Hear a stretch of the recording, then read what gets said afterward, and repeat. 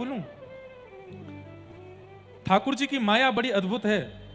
शास्त्री जी अनुज जी को भेजो। ठाकुर जी की माया बड़ी अद्भुत है। और वो अद्भुत माया कैसी है कि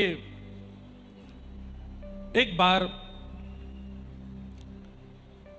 मार्कंडेय ऋषि का नाम सुना है? मार्कंडेय ऋषि ने भगवान से क्या प्रार्थना की कि मुझे आपकी माया का दर्शन करना है। ठाकुर जी बोले भैया कैसे, तुमको तो 5 साल का जीवन था बस मार्कंडेय ऋषि का। महादेव की कृपा से, बड़ी अच्छी कथा है मार्कंडेय ऋषि की। मार्कंडेय ऋषि एक काशी के ब्राह्मण के यहाँ आपका जन्म हुआ, तो काशी के ब्राह्मण ने तप करके महादेव को प्रसन्न किया। महादेव प्रसन्न होकर के बोले वरदान मांगो, बोले एक पुत्र दे दीजिए। तो महादेव बोले कुपुत्र दें कि सुपुत्र दें? बोले ये कैसा प्रश्न है? बोले कुपुत्र देंगे उसकी आयु तो लंबी होगी लेकिन परेशान बहुत करेगा, और सुपुत्र सुख तो बहुत देगा लेकिन अल्प आयु में चला जाएगा। तो ब्राह्मण देवता बोले भगवान कुपुत्र मत दो, सुपुत्र ही दे दो, अल्प सुख ही ले लेंगे हम। तो महादेव ने मार्कंडेय ऋषि के रूप में बालक उनको प्रदान किए और कह दिया ये बालक केवल 5 वर्ष जिएगा। ब्राह्मण देव तो सुनकर के अरे जय जय ये क्या किया, 5 वर्ष का जन्म बस? बोले बस यही है। महादेव अंतर ध्यान हो गए। अब वो उस बालक को लेकर के हर संत के पास जामे, उनके चरणों में प्रणाम करें, आप आशीर्वाद दो, दीर्घायु हो, दीर्घायु हो। सब लोग ध्यान से सुनो, इधर देखो, दीर्घायु हो। एक बार काशी की गलियों में लेकर के ब्राह्मण अपने बालक को घूम रहे थे, तब सप्तऋषि आए। सप्तऋषि कौन है? महादेव के प्रथम 7 शिष्य ही सप्तऋषि हैं। अचानक से वे सप्तऋषि आ गए और ब्राह्मण देवता ने अपने बालक को उनके चरणों में बोले आप इसको आशीर्वाद दो। वो बालक प्रणाम करने में इतना निपुण हो गया था, 2-3 साल की उसकी उम्र हो गई थी। वो प्रणाम इतना अद्भुत करता था कि जो संत जन होते थे उससे प्रभावित हो जाते थे। सप्त ऋषियों ने आशीर्वाद दिया, दीर्घायु भव। तो ब्राह्मण देव बोले भगवान, अच्छा वो ब्राह्मण क्या करते थे?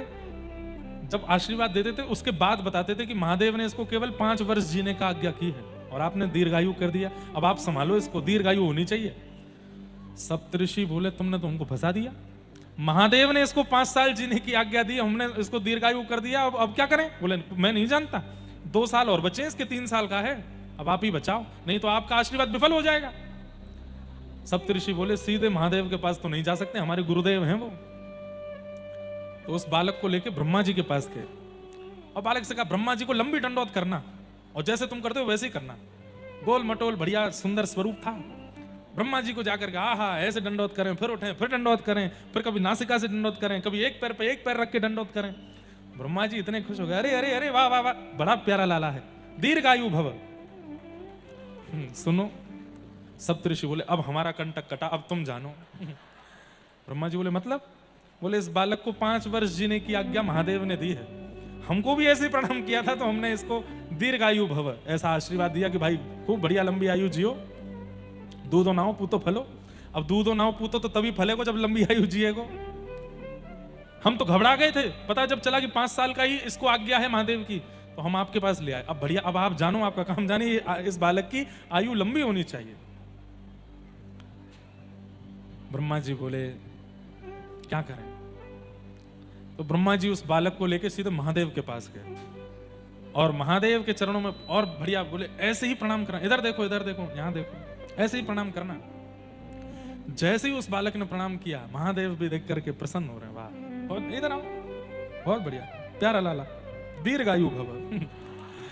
ब्रह्मा जी बोले सप्त ऋषियों खुश हो जाओ, मैं भी खुश हूं, जिसने वरदान दिया उसी ने आशीर्वाद दे दिया। महादेव बोले क्या हुआ? बोले ये वही बालक है काशी के ब्राह्मण का जिसको आपने 5 साल जीने की आज्ञा दी थी। ब्रह्मा जी मंद मंद मुस्काने लगे। महादेव बोले कोई बात नहीं, ब्राह्मण को बुलाया, बोले ले जाओ बालक को। बोले महाराज वो 5 वर्ष वाला जो आप बताए थे, बोले नहीं होगा। बोले हुआ तो? बोले हम देखेंगे, 5 वर्ष पूर्ण होते ही मैं आऊंगा काशी में, फिर से प्रकट होऊंगा मैं।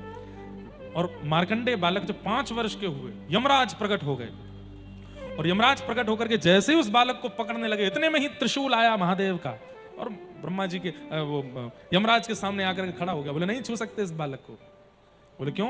5 वर्ष में इसको जाना है। महादेव प्रकट हो गए।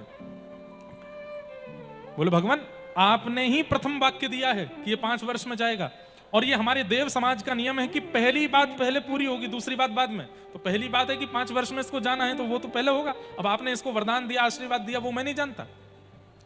महादेव बोले सुनो, हमारे सामने बैठो। बैठ गए।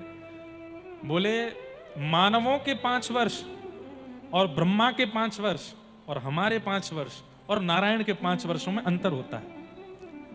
हमारे 5 वर्ष कैसे होते हैं? आज 1 साल, 2 साल, 3 साल, 4 साल, 365 दिन 1 साल के 5 बार अगर हम कर लें तो हमारे 5 साल हो जाएंगे। लेकिन ब्रह्मा जी का 5 साल ऐसा नहीं है। ब्रह्मा जी का 5 साल कैसा है? सतयुग त्रेता द्वापर कलयुग, सतयुग त्रेता द्वापर कलयुग, सतयुग त्रेता द्वापर कलयुग, सतयुग त्रेता द्वापर कलयुग। जब 71 टाइम्स बीत जाएगा तब ब्रह्मा जी का 1 दिन होगा। ऐसे ब्रह्मा जी के 5 साल, ऐसे ब्रह्मा जी भी जब 100 साल जीते हैं तब महादेव का 1 दिन होता है। तो महादेव बोले हमारे 5 साल के अनुसार तो ये बालक कब तक जीवित रहेगा यमराज, आप इसको लेकर के नहीं जा सकते। हमारे 5 साल तक ये बालक रहेगा। इसलिए मार्कंडेय ऋषि आज भी चिरंजीवी हैं, आज भी जीवित हैं।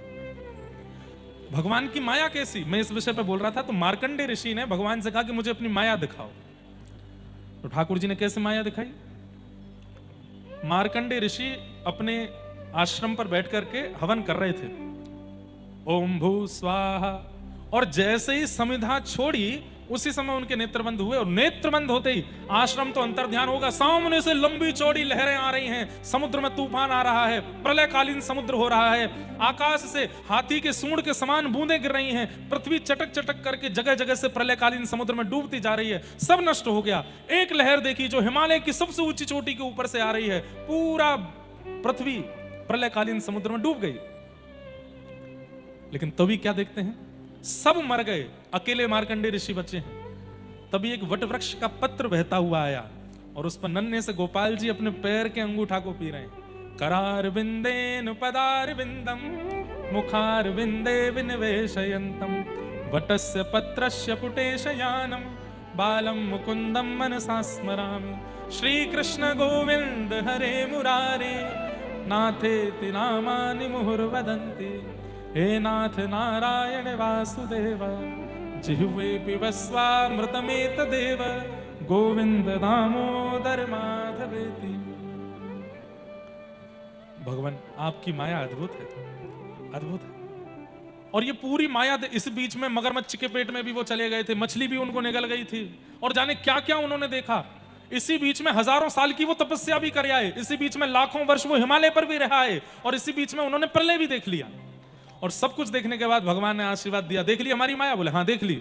और जैसे ही चुटकी बजाई ठाकुर जी ने तो कहां पहुंचे? अपने ही आश्रम में वो संविधा छोड़ रहे, ओम भू स्वाहा। एक क्षण के लिए आंख बंद हुई, इतने में तो सालों की तपस्या, हिमालय की यात्रा, समुद्र का प्रलय सब देख करके वापस भी आ गए। घबरा गए मार्कंडेय ऋषि, बोले नाथ अब नहीं देखना, देख ली आपकी माया।